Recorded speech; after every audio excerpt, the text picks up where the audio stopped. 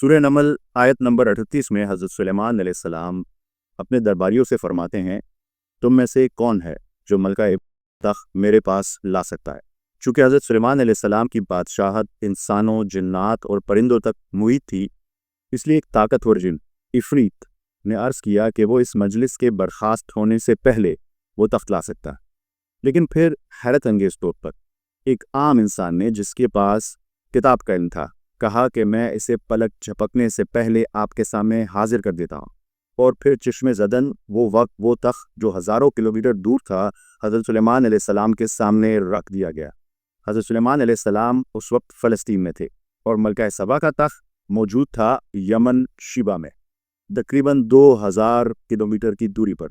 سوال یہ پیدا ہوتا ہے کہ یہ عام انسان جس کے پاس کتاب کا علم تھا، وہ اس قدر عظیم فاصلے کو پلک جھپکنے میں کیسے طے کر گیا؟ آخر اس کے پاس کیسا علم تھا؟ کیا یہ وہی علم ہے جسے ہم آج ورم ہول کہتے ہیں؟ آئنسٹائن کی جنرل تھیوری آف ریلیٹیوٹی کے مطابق زمان و مکان یعنی اسپیس ٹائم ایک فیبرک کی مانند ہے، یعنی کپڑے کی طرح، اور جیسے کپڑا لپیٹا جا سکتا ہے ویسے ہی وقت اور فاصلہ بھی مخصوص حالات میں سمیٹا جا سکتا ہے۔ ذرا تصور کریں، میرے ہاتھ میں ایک کاغذ ہے، اگر اس پر دو نقطے بناؤں، پوائنٹ اے اور پوائنٹ بی، اور اگر سیدھے سے جانا ہو تو وقت لگے گا، مگر ہم اس کاغذ کو فولڈ کر لیں تو پوائنٹ اے اور پوائنٹ بی بالکل ایک دوسرے کے قریب آ جائیں گے، بالکل قریب، اور اس میں اگر ہم سوراخ کر دیں تو وہ سوراخ ورم ہول یعنی آئنسٹائن روزن برج بن جائے گا۔ یہ نظریہ 1935 میں البرٹ آئنسٹائن اور نیتھن روزن نے پیش کیا کہ شاید خلا میں ایسے شارٹ کٹس موجود ہیں جو دو دور دراز جگہوں یا وقت کے مختلف حصوں کو آپس میں جوڑتے ہیں۔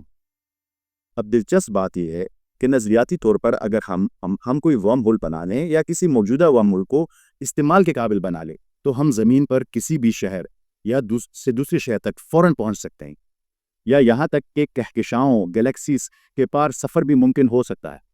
اس نظریے کے مطابق انسان زمین پر یا کائنات میں کسی بھی دور دراز مقام پر بہت ہی کم وقت میں پہنچ سکتا ہے۔ تو کیا وہ شخص آصف بن برقیہ جس کا ذکر تفسیر میں ہے، جو کتاب کا علم رکھتا تھا، ایسے ہی کسی علم کا حامل تھا؟ کیا یہ وہی علم تھا جس سے کائنات میں کہیں بھی پہنچا جا سکتا ہے؟ اور پھر یہ سوال بھی پیدا ہوتا ہے، کیا حضور نبی اکرم صلی اللہ علیہ وآلہ وسلم معراج کی رات بھی کسی ورم ہول کے ذریعے تشریف لے گئے تھے؟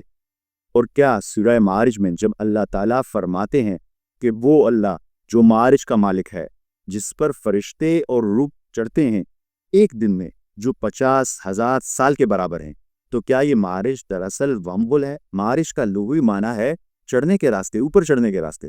ذرا سوچئے، اگر سورہ نمل میں نعوذ باللہ کوئی من گڑت بات کی جاتی تو کسی ایسے جن کا ذکر کیا جاتا ہے جسے انسان دیکھ نہ سکے، مگر قرآن شریف نے خاص طور پر ایک عام شخص کا ذکر کیا جو صرف اس لیے غیر معمولی بنا کہ اس کے پاس کتاب کا علم تھا۔ گویا ہمیں اشارہ ہو کہ اس میں آپ کو بھی یہ علم ڈھونڈنا ہے۔ وہ عظیم کام جو دراصل ہمارے کرنے کا تھا، آج آئنسٹائن جیسے لوگ کر رہے۔ انہوں نے کم از کم نظریاتی سطح پر ورم ہول کے راز پا لیے ہیں، جن کی طرف قرآن شریف نے صدیوں پہلے اشارہ کیا تھا کہ آپ اس پر سوچیں۔ وہ لوگ قوم یعقوبون بنے، یعنی عقل سے کام لینے والے، لیکن بدقسمتی سے ان کے پاس ریویل نالج نہیں ہے، اور ہمارے پاس ایکوائرڈ نالج نہیں ہے۔ ہمارے پاس ریویل نالج ہے اور اس پر بھی ہم غور و فکر نہیں کرتے۔ آج سے، اسی لمحے سے قرآن شریف کی آیت پر غور و فکر کی عادت ڈالے۔ اللہ ہمیں علم نافع عطا فرمائے۔ آپ سب کی سماعتوں کا شکریہ۔ اللہ حافظ۔